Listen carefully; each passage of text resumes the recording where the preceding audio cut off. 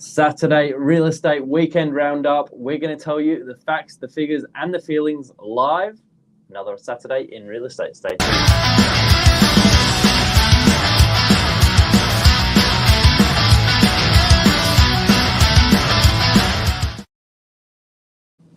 All right, Glenn. Good afternoon. Well, a late afternoon, Billy. We've been just running from appointment to auctions to Billy went to a sausage sizzle. So it's been a busy Saturday. Yeah, I think back to back for yourself, 7 or 8 open homes. Yeah, I had 7 today. So and what were the numbers? Look, it probably top. I had of the 7, I had 3 where there were 9 or 10. I had a couple of 1s, but they're to be expected. 1's, it's got a long tenancy in there. So it's really just for an investor. Another one we just started. So all in all, a pretty busy day.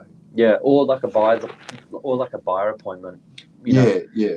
With the opportunity that if a client, is passing by, sees a sign, the door's open, they're more than welcome to pop in. We might talk about pop-up opens. That can be a barbecue bit, Billy. Yeah. But yeah, good open home numbers. I know the team had a good range of opens from $600,000 studios to $20 million Mossman mansions. And the numbers, seem to vary between sort of 5 to 15 as an average. And it was a cracking day. It's been wet. I think there was a band in England called that, Billy. Probably your mum and people like myself danced to it. Not me and your mum, I mean, but, like people our age. But wet. I think it was called Wet. But today was a cracker. Beautiful winter's day in Sydney today. Yeah, and you launched a couple of new listings for the week. Yeah, I think we launched one in COLLAROY, one in BROOKVALE. I think there were 3 or 4, but have you got a favourite? No, they're all my children, Billy. You can't have a favourite. Give us your highlight new listing of the week. Actually, I like the 1-bedroom in COLLAROY, 200 metres from the beach. We did a little bit of we painted it and we got a lot of things fixed in there, and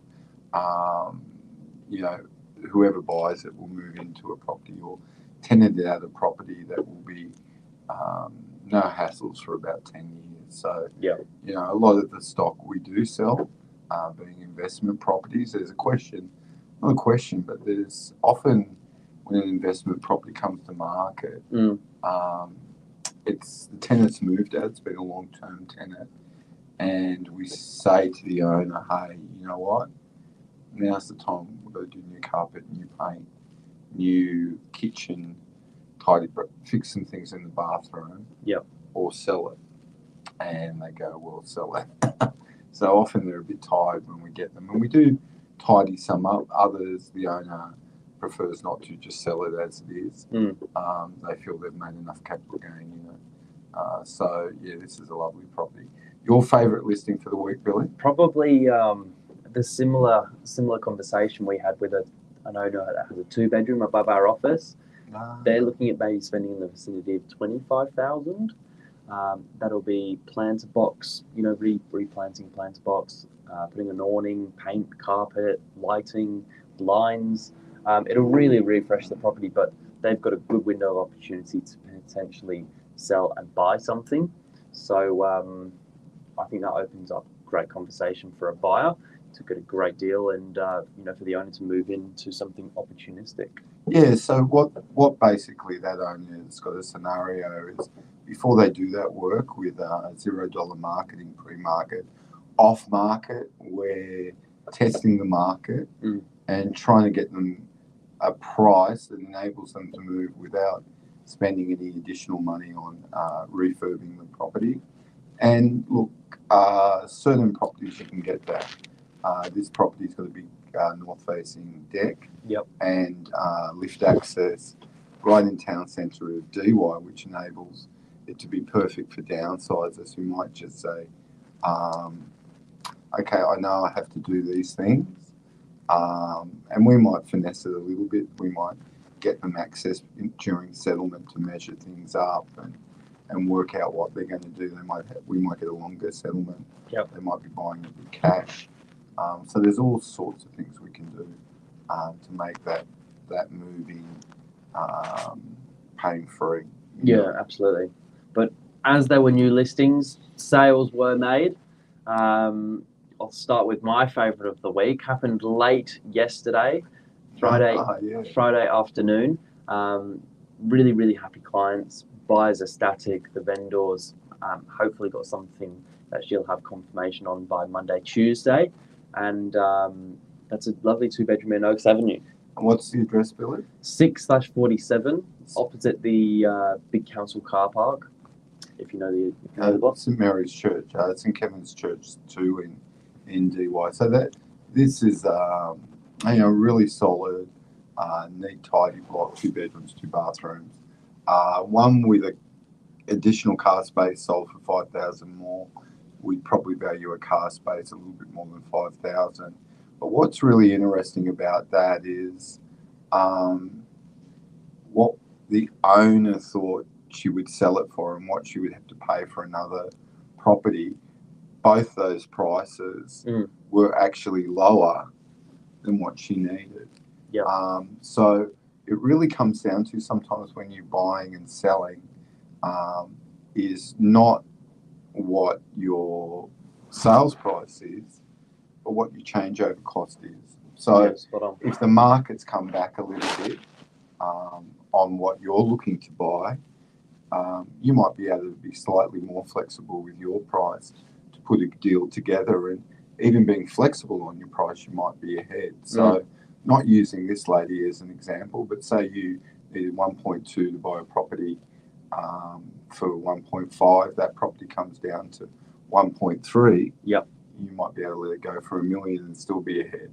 So it's always the changeover cost in upsizing and downsizing that's important, not the actual sales price. Yeah, spot on. Favourite sale for yourself? I was fortunate enough to have 2 sales. The double whammy. Yeah, 2 on one day. So I really liked one in 10 Sturdy Parade. The vendor was fantastic.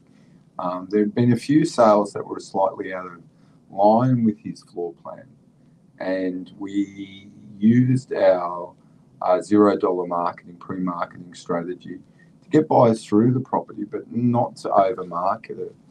Days on market are really, really critical as soon as you go to the major portals. That clock is ticking. Yep. And if you haven't got a sale in 21 days, then the only answer is it's overpriced. So, we had seen one property, similar floor plan, was sold by an agent out of area, and another property was sold by a local agent, which I just couldn't fathom the price. It was a long-term property management, and the agent returned the landlord's loyalty by selling it $100,000 cheaper than what we sold ours for. So I really liked that one, and I learned a lot about the block. It's got slightly higher strata levies, but it has a full-time building manager. Introduced the buyer to the building manager to find out how you move in, where your letterbox is, what happens with this, what happens if the lifts don't work. And that's why you pay a little bit more. There's an answer for everything in that building. And that was really quite pleasant pleasing sale. And working with the vendor was great too, because we were both on the same page that we thought we were a bit crazy there for a while. Like he was saying, Glenn, you sure we'll get that price? And I'm saying, yeah, I'm sure that's what I reckon it's worth, even though we were seeing sales, as I said, out of line. But we held fast together and worked together and got it. Brilliant. Yeah, it was a great result. Really great result. And time, was not a pressure in that case. It was a smooth transition. Well, it's really, sorry to interrupt, Billy, you go. In and out of different strategies. Yeah, look, it's really important to pick the strategy that that you want. If a property, especially with apartments, because they're similar stock. One might face northwest, one might face southeast, but they're similar. And if one of them goes out of line in the block, for a lot cheaper, And there could be circumstances around that. I've had a couple of those of recent times. One was a property sold 100,000 cheaper than the one I sold. They had a long-term tenant in the property. The tenant had been in the property for 25 years and he ended up buying it. Yep. So either the owner said, "You've been a great tenant, whatever you can afford, you can have it." Yep. Or something else went on, which I won't say. Yeah. Well, there you go. There's there's the Whereby people result is people there. had saved up money in cash and something like that happened. Because that's the only reason around it, you know.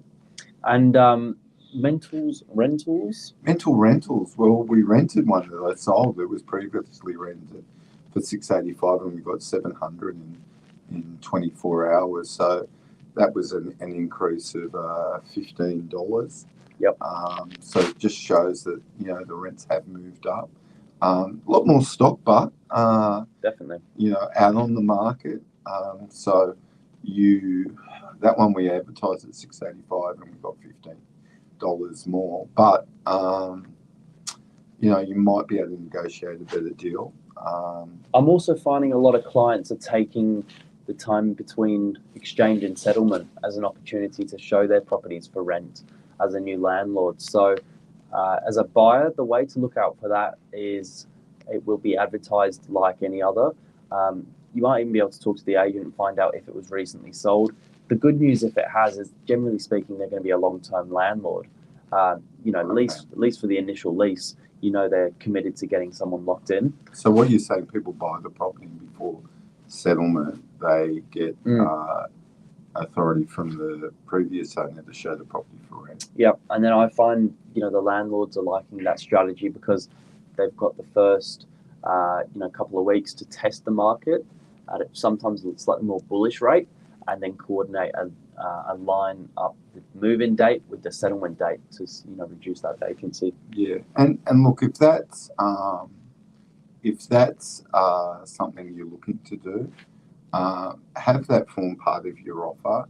So my offer is $800,000, 5% deposit. I'm happy with the 42-day settlement. Yep. But I would like 2 weeks prior to settlement to show the property 2 Saturdays for 15 minutes. Yep. And use the photos and full floor plan. And have that all up front. And also put that in writing and get a reply in writing. Yep. Often if it's you're buying and then renting through the same agent, that process is pretty smooth. Gets a little bit more tricky when you buy off, let's say hookers, and then you want to rent it through us. It can get a little bit frayed around the edges. But I find if you're transparent and you ask these things up front and you get an answer in writing, nothing can stop you. Brilliant. Yeah, good advice. Commercial wrap? Commercial, Farron has been once again selling a lot. They did have a sausage sizzle. Didn't have to bring your own meat. It wasn't an Aussie barbecue, really. No, it was a European free sausage sizzle opposite the new biggest Bunnings going in Allambie Frenchs Forest. I think they've got another one coming up in the next couple of weeks as well, Glenn. Yeah, look, Mark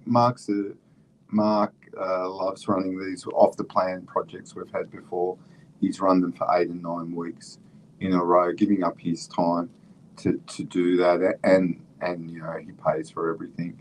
But once again, it's not an Aussie barbecue. The Europeans in the office joke about the old Aussie barbecue where you got to BYO everything. We'll supply the gas or the charcoal. Head up there. Fantastic deals being done.